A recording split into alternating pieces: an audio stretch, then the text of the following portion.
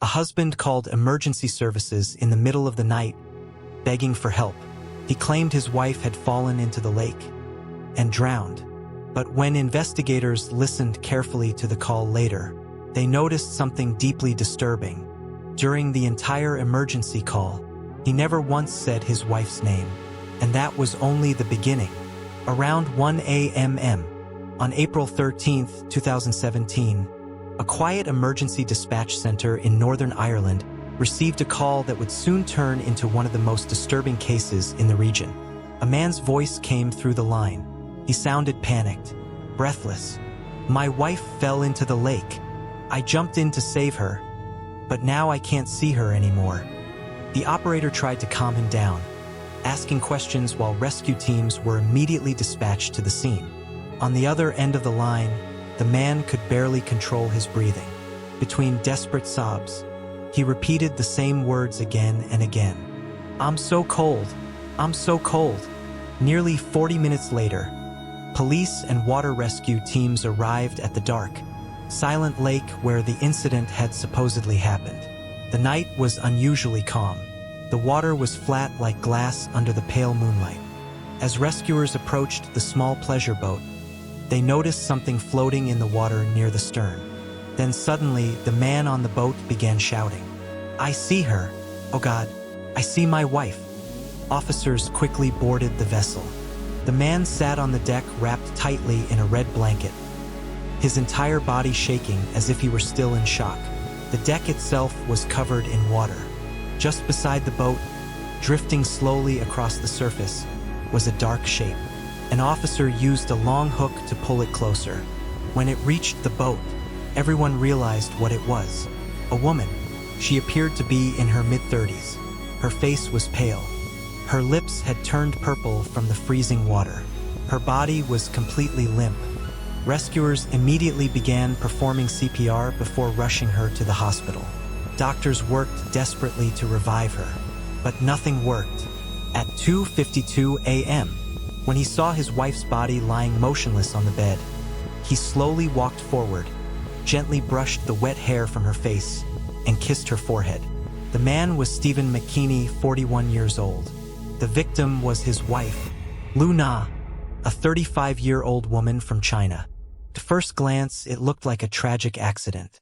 A wife who couldn't swim, a late-night mistake on a quiet lake, and a husband who had desperately tried to save her. But as investigators would soon discover, the deeper they looked into that night, the less the story made sense. Because behind the image of a grieving husband was a truth far darker than anyone could have imagined. Before investigators could understand what really happened that night on the lake, they first needed to understand the woman who had lost her life. Her name was Lu Na. She was 35 years old, originally from China. To her family back home, Lu Na had always been the kind of daughter every parent dreamed of. She was hardworking, optimistic, and independent. Even after moving thousands of miles away from home, she rarely complained about life. Whenever she spoke to her parents, she would always reassure them that everything was going well. The children were happy, the family was stable, and she was doing fine. At least, that's what she wanted them to believe. But the truth about her life was far more complicated. Lu Na met her husband Stephen McKinney in 2003, when she was only 21 years old. Stephen had traveled to China to teach English. They met, fell in love quickly, and within just a few months, they were married. To many people around them, it seemed like the beginning of a romantic international love story. A young Chinese woman, a foreign teacher from Northern Ireland, two people from completely different worlds building a life together. Soon after the marriage, they had 2 children. Over the years, the family moved back and forth between China and Northern Ireland. But most of their life together was spent in China. From the outside, their life looked peaceful. Stephen had a stable job. The children were growing up, and Lu Na appeared to be devoted to her family. But behind closed doors, something very different was happening.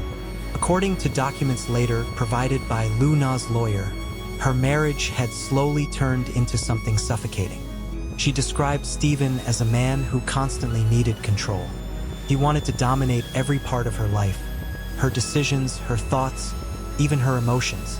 Whenever arguments happened, Stephen rarely accepted responsibility. Instead, he blamed everything on Lu Na, even his own mistakes. Over time, the relationship became increasingly unstable. Stephen developed habits that made things worse. He drank heavily, he gambled, and his temper became more unpredictable. What began as arguments slowly turned into psychological pressure that lasted for years. At some point, Lu Na realized something important. The life she had been trying to protect was quietly breaking her from the inside. By 2016, the family decided to move permanently to Northern Ireland, mainly for the children's education. But for Lu Na, the move didn't solve anything. In fact, it may have made things worse. Because far away from her family in China, she had never felt more alone. And eventually, she began considering something she had never seriously thought about before: ending the marriage. What Stephen didn't know at the time was that Lu Na had already started taking steps to escape. She quietly contacted a divorce lawyer. She even applied for legal aid to begin the process. It was the first real step toward freedom. But there was one thing Lu Na may not have realized. For some people, losing control is the one thing they cannot accept. And sometimes, that loss of control can push someone to do something unimaginable. In the first few days after Lu Na's death, investigators treated the case as a tragic accident. A late-night fall into the water, a husband who had tried to save his wife, and two children sleeping peacefully in the cabin, completely unaware that their lives had just changed forever. First, nothing seemed suspicious. Stephen McKinney appeared devastated. He cried when speaking to police. He spoke softly about his wife, saying he wished he could trade everything in his life just to see her again, even for a single minute. To many people around him, he looked like a man completely broken by grief. But investigators are trained to look past emotions. And as they began reviewing the details of that night, small inconsistencies started to appear. The first issue came from Stephen's own statements. When he initially spoke to the emergency operator, he said something very specific. He claimed he saw Lu Na slip and fall into the water. But later, when giving a formal statement to police, his story changed slightly. Now he said he didn't actually see her fall. Instead, he claimed he only heard a splash and then heard her screaming for help. To some people, this might sound like a small difference, but to investigators, it was important. Because when someone experiences a traumatic event, the core memory usually remains consistent. Yet Stephen's version of events was already beginning to shift. Then investigators noticed another detail. Throughout the entire emergency call to 999, Stephen sounded panicked. He sounded desperate. But there was one thing missing. He never once said his wife's name. Not a single time. For many investigators, this detail felt strange. A husband desperately trying to save his wife would usually shout her name repeatedly. But Stephen never did. And the questions didn't stop there. Stephen told police that when Lu Na went onto the deck to check the anchor rope, she wasn't wearing a life jacket. According to him, the reason was simple. There were only 2 life jackets on the boat, and he had given them to the children. He also claimed that he had been so excited about the trip that he forgot to bring enough life jackets for the entire family. But when police spoke with the marina staff who had rented the boat to Stephen, they heard a very different story. Staff members clearly remembered reminding Stephen to pick up 2 additional spare life jackets before leaving. But he declined. Even more unusual was the place where Stephen chose to anchor the boat that night. The marina staff had recommended a popular docking area near Devenish Island, where other tourist boats usually stayed overnight.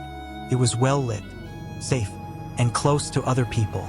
But Stephen ignored that suggestion. Instead, he anchored the boat in a quiet, isolated area of the lake, far from other vessels. At the time, none of these details were enough to prove anything. But when investigators placed them together, they began forming a troubling picture. A story that didn't quite match the image of a desperate husband trying to save his wife. And the deeper investigators looked into Stephen McKinney's life, the more unsettling details they began to uncover. because what appeared to be a tragic accident on a quiet lake might have been something far more deliberate. For investigators, suspicion alone was never enough. They needed something concrete, something that could either confirm Stephen's story or completely destroy it. That answer would come from the forensic examination. When the autopsy report on Lu Na was completed, one particular result immediately caught the attention of investigators. In her bloodstream, experts detected an unusually high level of a powerful sedative. The dosage was far beyond what would normally be prescribed for sleep. In fact, according to forensic specialists, the amount found in her body would have caused extreme drowsiness, possibly even semi-consciousness. Under the influence of that level of medication, a person would struggle to move properly. They would not be able to react quickly, and most importantly, they would not have the strength to panic, thrash around, or cling desperately to someone in the water. But that was exactly what Stephen had described happening. According to his statement, Lu Na had been screaming for help, struggling violently in the lake, and even pulling him underwater in panic. The forensic results suggested something very different. If the sedative had already taken effect, Lu Na may not have even been capable of resisting at all. That discovery immediately changed the direction of the investigation. Police began looking deeper into how that medication entered her system. Eventually, they found the answer on Stephen's own devices. Records showed that he had purchased sleeping pills online. When confronted with this evidence, Stephen eventually admitted that he had bought them, but he claimed it was only for personal use. Investigators weren't convinced, because around the same time, another strange detail appeared. While examining Stephen's phone, police found a photograph. It was a picture of Lu Na, sleeping in bed. At first glance, the image seemed harmless, just a quiet moment during a family vacation. But when detectives looked closer, they noticed something unsettling. This photograph was the last picture Stephen had taken before Lu Na died. And strangely enough, it was also the only photo he took during the entire trip. No photos of the children, no photos of the lake, no happy family moments, just a single image, his wife, sleeping. When investigators asked Stephen about the photo, he gave a quick explanation. He said he took it because Lu Na looked beautiful while she slept. But one detective responded with a simple question. If that was true, why hadn't he taken any photos of her during the rest of the vacation? During the day, while she was smiling, while the family was together, why was the only photo taken when she was lying motionless in bed? The question caught Stephen off guard. Suddenly, he changed his answer. Now he claimed he didn't even remember taking the photo. For investigators, this moment was telling, because when someone lies, their story often changes when pressure increases. And Stephen's version of events was starting to collapse piece by piece. But the most chilling detail was still waiting to be discovered. Because long before her death, Lu Na had once made a comment to a close friend. A comment that would later haunt everyone involved in the case.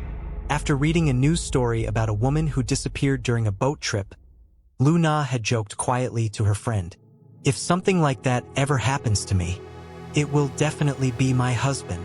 At the time, it sounded like nothing more than a dark joke. But after Lu Na's death, those words suddenly felt like a warning. And for investigators, the question was no longer whether something strange had happened on that lake. The real question had now become far more disturbing. Was Lu Na's death really an accident, or had someone been planning it all along? By this point, investigators were no longer convinced that Lu Na's death was a simple accident. Too many details didn't make sense. Too many contradictions surrounded Stephen McKinney's story.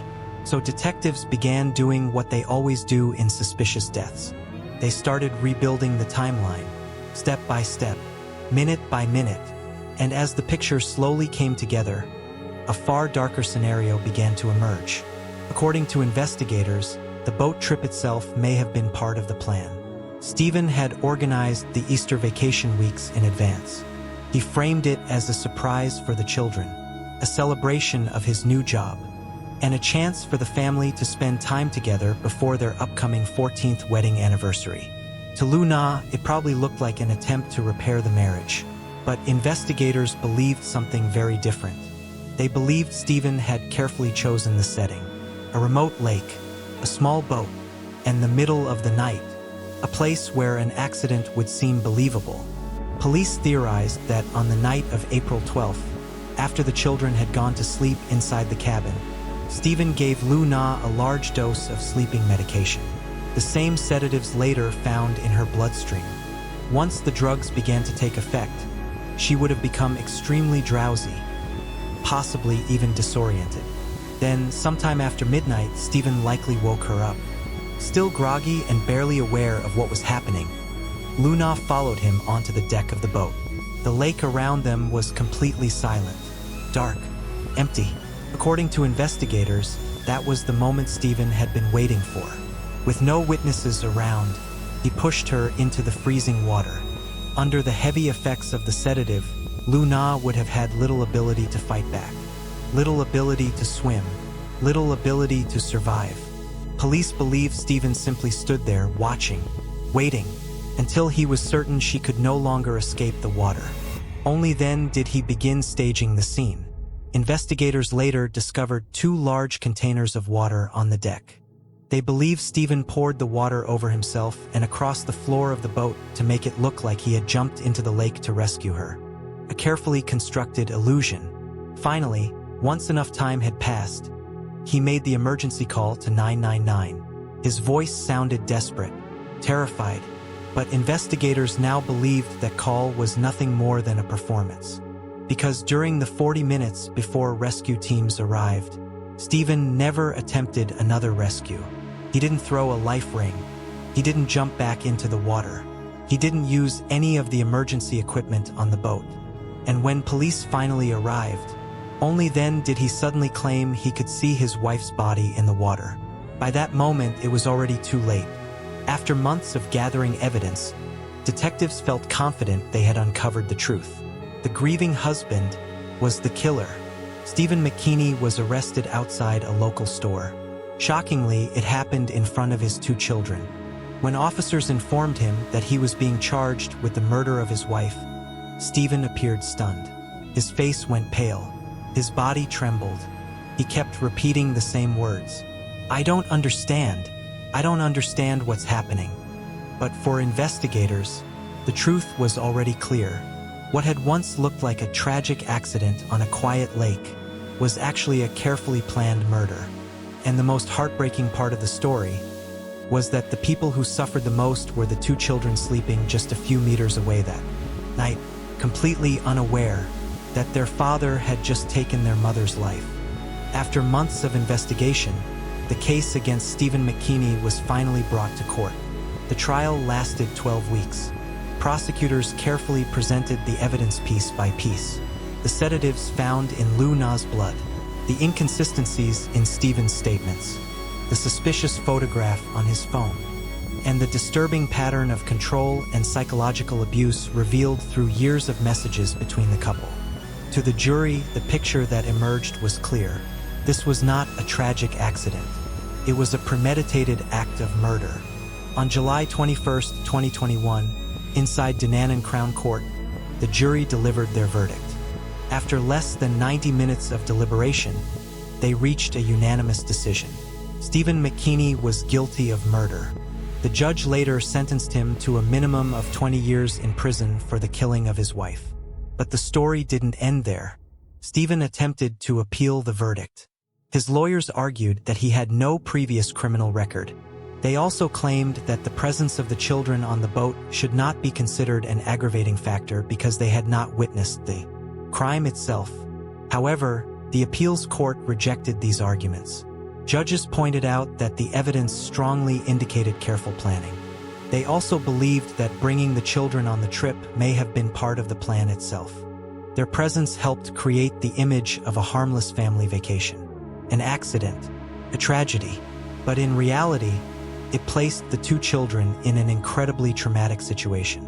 That night, while their mother was dying in the dark waters outside the boat, they were sleeping only a few meters away, completely unaware of what had just happened. For the court, this only reinforced the cruelty of the crime. Stephen's appeal was denied. The original sentence remained in place. But long after the courtroom emptied, the consequences of that night continued. For Lu Na's family in China, the loss was devastating. Her parents had believed their daughter was living a happy life abroad. Even on the day before her death, Lu Na had spoken to them calmly, telling them she was taking the family on a boat trip, a simple holiday, a normal conversation. No one could have imagined it would be the last time they ever heard her voice. But perhaps the deepest scars were carried by the two children. They lost their mother in the most tragic way possible, and they later had to accept a reality far more painful than anyone could imagine. The person responsible for their mother's death was their own father. Cases like this raise difficult questions. How much pain can remain hidden behind closed doors? How many warning signs go unnoticed until it is too late? And how often do the people we trust the most become the ones capable of the greatest harm? Sometimes the most dangerous place isn't a dark alley or a stranger on the street. Sometimes it's the person standing right beside us. Stories like this force us to confront a disturbing truth. The most dangerous person in someone's life is often not a stranger. It can be the person they trust the most, the person they live with, the person who promises to love and protect them. In Lu Na's case, the warning signs were already there. Control, manipulation, isolation. For years, her world slowly became smaller, until the person who should have been her partner became the one who controlled her life. And when she finally tried to leave, that decision may have sealed her fate. Because for someone obsessed with control, losing that control can feel like losing everything. And sometimes, that is when the most dangerous decisions are made. Cases like this are not just stories. They are reminders. If someone constantly controls you, isolates you from friends and family, or makes you feel afraid to make your own decisions, those are not signs of love. They are warning signs. Warning signs that should never be ignored. Because sometimes the most terrifying crimes don't happen in dark streets. They happen inside ordinary homes, behind closed doors. And by the time the truth finally comes out, it is already too late. Thanks for watching. Don't forget to like, share, and subscribe for more videos.